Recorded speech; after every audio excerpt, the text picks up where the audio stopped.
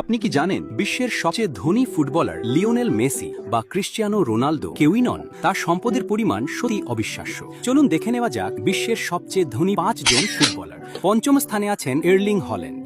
গোল করার মেশিন হিসেবে পরিচিত এই তারকা ম্যানচেস্টার সিটিতে তার বিশাল বেতন এবং বিভিন্ন স্পন্সরশিপ চুক্তি মিলিয়ে তার মোট সম্পদের পরিমাণ প্রায় $370 মিলিয়ন। চতুর্থ স্থানে আছেন কিলিয়ান এমবাপে। মাঠে যেমন দ্রুত, ব্যবসাতেও তেমনি সফল। তার ক্লাব চুক্তি, বিশ্বব্যাপী পার্টনারশিপ এবং বিজ্ঞাপন থেকে আয় মিলিয়ে তার সম্পদের পরিমাণ প্রায় $500 মিলিয়ন।